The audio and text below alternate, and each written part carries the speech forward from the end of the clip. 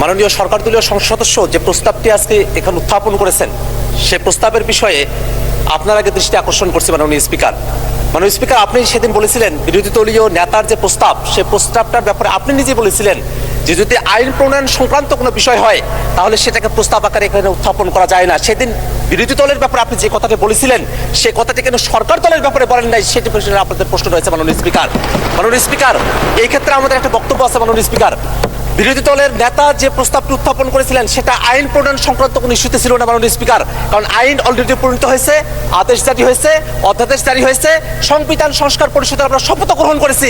আইনের কোনো প্রসঙ্গ এখানে ছিল না, বরং যে আইন হয়েছে সেটাকে বাস্তবায়নের প্রশ্ন এখানে ছিল। মাননীয় স্পিকার, আরেকটি কথা মাননীয় স্পিকার আপনাকে বলতে চাই, মাননীয় ডেপুটি স্পিকার এখানে ছিলেন, আর একজন সংসদ সদস্য মুজিবুর রহমান ইকবাল, তিনি একটি মুলতবি প্রস্তাব এখানে উত্থাপন করেছিলেন।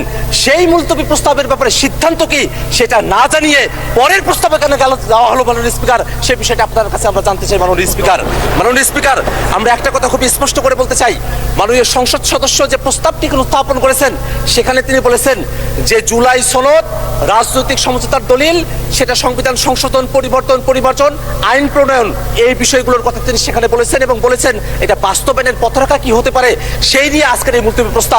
মাননীয় স্পিকার, আপনার মাধ্যমে আমি তাদেরকে জানিয়ে দিতে চাই যে আজকে যে প্রস্তাবটা তিনি এখানে উত্থাপন করেছেন সেই প্রস্তাবটি উত্থাপন হওয়ার যোগ্য প্রস্তাবই নয়। মাননীয় স্পিকার, আমাদের যারা সরকার দলীয় সংসদ সদস্যরা আছেন তারা যে স্মৃতি বিস্মৃত হয়ে গেছেন সেই বিষয়টা আমাদেরকে কষ্ট দেয়। মাননীয় স্পিকার, আমাদের মনে রাখা প্রয়োজন 31শে জুলাই যেদিন ঐকমত্য কমিশনে সংস্কারের প্রস্তাবনাগুলো নিয়ে আলোচনা কনক্লুশন হলো, সেই দিনই সেই বৈঠকেই বাস্তবায়নের বিষয় নিয়ে কি আলোচনা হতে পারে সেটা নিয়ে সকল রাজনৈতিক দল আমরা সেখানে প্রস্তাব উত্থাপন করেছিলাম। জুলাই সনদ কিভাবে বাস্তবায়ন করা হবে সেটা নিয়ে সেই ঐকমত্য কমিশনে আলোচনা সমাপ্ত হয়েছে। সেই আলোচনার ফলাফল আজকে বিএনপি মানতে চায় না। এই কারণে আজকে বিএনপি ব্যাক স্পেসে তারা প্রেসিডেন্টের দিকে তারা ফিরে যেতে চায়। মাননীয় স্পিকার, সংস্কারের বিষয়ের যে ঘোড়া, সেই ঘোড়া অনেক দূরে গিয়ে গেছে। সেই ঘোড়াকে এখন লাগাম পরানোর চেষ্টা করছে সরকার দলীয় সদস্যরা। মাননীয় স্পিকার, সংস্কারের যে পুরো বিষয়বস্তু, এখানে জুলাই সনদ, আদেশ, অধ্যাদেশ, গণভোট, সংবিধান সংস্কার পরিষদ, এই 5টা ধাপ রয়েছে। মাননীয় স্পিকার, আজকে এখানে যারা সরকার দলীয় সংসদ সদস্যরা আছেন মাননীয় স্পিকার, তারা আদেশের কথা বলেন না, তারা অধ্যাদেশের কথা বলেন না, তারা গণভোটের কথা বলেন না, তারা সংবিধান সংস্কার পরিষদের কথা বলেন না, তারা শুধুমাত্র জুলাই সনদের কথা বলেন। ওই জুলাই সনদ, যেই জুলাই সনদটা শুধুমাত্র তাদের পক্ষে জুলাই সনদ উইথ নোট অফ ডিসেন্ট। মাননীয় স্পিকার, একটা কথা এখানে স্মরণ করে দেওয়া প্রয়োজন, 17 অক্টোবর জুলাই সনদ এই সংসদ ভবনের বাইরে স্বাক্ষর করা হয়েছিল। তার পূর্বে ঐকমত্য কমিশন কর্তৃক আমাদেরকে যে জুলাই সনদের কপিটা দেওয়া হয়েছিল মাননীয় স্পিকার, এই জুলাই সনদের কপির মধ্যে আপনি কোনো পয়েন্টে দেখবেন না সেখানে কোনো নোট উল্লেখ আছে মাননীয় স্পিকার। কিন্তু আমাদের সরকার দলের মাননীয় স্বরাষ্ট্রমন্ত্রী এবং মাননীয় আইনমন্ত্রী তারা বারংবার একটা নোটের কথা উল্লেখ করেন। সেই নোটটা হচ্ছে অবশ্য কোন রাজনৈতিক দল বা জোট তাদের নির্বাচনী ইশতেহারে উল্লেখপূর্বক যদি জনগণের ম্যান্ডেট লাভ করে তাহলে তারা সেই মতো ব্যবস্থা গ্রহণ করতে পারবে। এই যে নোটের বিষয়বস্তুটি জুলাই সনদের মধ্যে অন্তর্ভুক্ত করা হয়েছে মাননীয় স্পিকার, এই বিষয় নিয়ে ঐকমত্য কমিশনে কোনো আলোচনা হয় নাই। ঐকমত্য কমিশন আমাদেরকে যে জুলাই সনদের খসড়া প্রণয়ন করেছিল সেই খসড়ার মধ্যে এটা ছিল না। কোনো একটা দল বা কোনো একজন ব্যক্তি এই সংসদ প্লাজার সামনে এসে নিজের মতো করে এই নোটটি সেখানে অন্তর্ভুক্ত করেছিল যাতে জাতির সঙ্গে প্রতারণা করা যায়। মাননীয় স্পিকার, আমরা এই বিষয়ে ঐকমত্য কমিশনের যারা দায়িত্বশীল আছেন এবং এখানে আপনারা যারা আছেন তাদেরকে তদন্ত করে এই জোটটি কারা অন্তর্ভুক্ত করেছিল সেই ব্যাপারে আমরা খুঁজছি। মাননীয় স্পিকার, আর একটা বিষয় একটু বলে রাখা প্রয়োজন। মাননীয়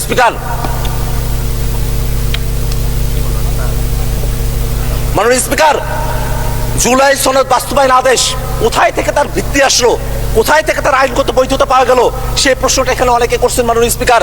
কিন্তু জুলাই সনদ আদেশটা তারা যদি পড়তেন, সেই জুলাই সনদ আদেশের একেবারে প্রিয়াম্বলের মধ্যে বলা আছে জনগণের সার্বভৌম ক্ষমতা এবং অভিপ্রায়ের বহিঃপ্রকাশ হিসাবে এই জুলাই সনদের যে আদেশ, সেই আদেশটা জারি করা হয়েছিল। মাননীয় স্পিকার, যারা জনগণকে এই কথা বলছে যে জনগণ গণভোটের এতগুলো বিষয় তারা কি পড়ে, জুলাই সনদ এতগুলো বিষয় পড়ে তারা কি ভোট দিয়েছেন?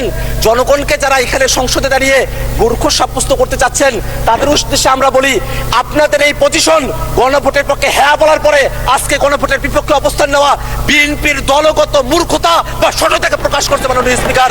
আমরা এই কথাটা আপনার মাধ্যমে তাদের কাছে জানিয়ে দিতে চাই। একটা বিষয় মনে রাখা প্রয়োজন মাননীয় স্পিকার, এখানে সরকার দলের পক্ষে পার্থ ভাই তিনি দাঁড়িয়েছিলেন, তিনি বলেছেন সংবিধান একটা কোয়াজি কনস্টিটিউশনাল পরিস্থিতির মধ্য দিয়ে আছে। সরকারি দলের একজন এমপি যখন কোয়াজি কনস্টিটিউশনাল কথা বলেন, অর্থাৎ খণ্ডিত সংবিধানের কথা বলেন, তখন কিন্তু আমাদের যুক্তিই বেশি সাব্যস্ত হয় মাননীয় স্পিকার। কারণ তারা বারংবার সংবিধানের পরিপূর্ণ বাস্তবায়নের কথা বলছেন, কিন্তু আমরা বলছি এটাই বাস্তবতা যে বাংলাদেশ 5 আগস্টের পরে একটা এক্সেপশনাল অবস্থার মধ্য দিয়ে আমাদেরকে যেতে হয়েছে মাননীয় স্পিকার। আমরা কনস্টিটিউশন পুরাটা মানতেও পারি নাই, পুরাটা ছাড়তেও পারি নাই, এমন একটা পরিস্থিতিতে আমাদেরকে আসতে হয়েছে মাননীয় স্পিকার। মাননীয় স্পিকার, সেই সময়টাতে খালেদা জিয়া, বেগম খালেদা জিয়াকে মুক্তি দেওয়া হলো, সেটা কোনো সংবিধানের ভিত্তিতে হয় নাই, কোনো আইনের ভিত্তিতে হয় নাই, সেটা জনগণের অভিপ্রায়ের ভিত্তিতে হয়েছিল। অ্যাটর্নি জেনারেল তিনি যেভাবে নিয়োগ পেয়েছিলেন সেটাও জনগণের অভিপ্রায়ের ভিত্তিতে হয়েছিল। এই যে জনগণের অভিপ্রায়ের ভিত্তিতে সেই সময়টাতে এক্সেপশনাল একটা পরিস্থিতিকে আমরা ডিল করেছিলাম, সেই পরিস্থিতিকেই টেকসই করার জন্য এই যে আদেশ, সেই আদেশটাও জনগণের অভিপ্রায় এবং ক্ষমতার ভিত্তিতে এটাকে জারি করা হয়েছে মাননীয় স্পিকার।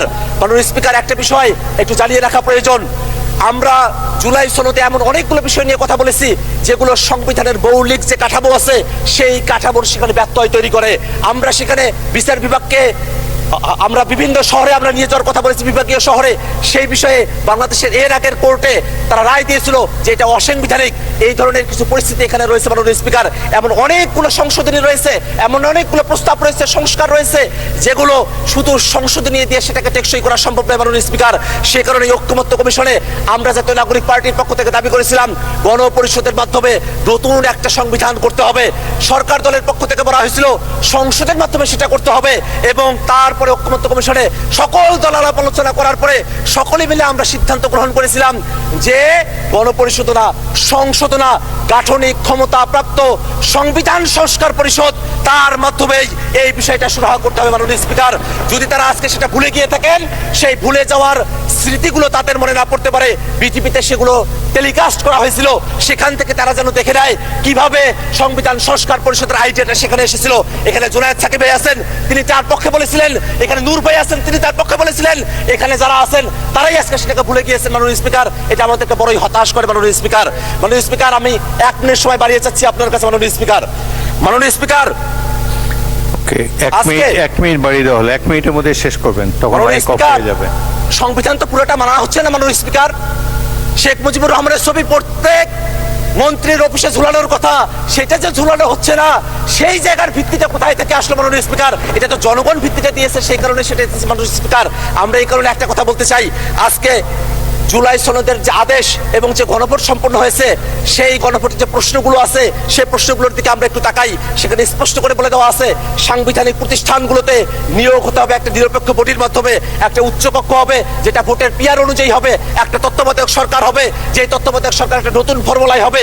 এই বিষয়গুলো বিএনপি পালন করতে চায় না বিধায় তারা আজকে গণভোটের বিপক্ষে অবস্থান নিয়েছে মাননীয় স্পিকার।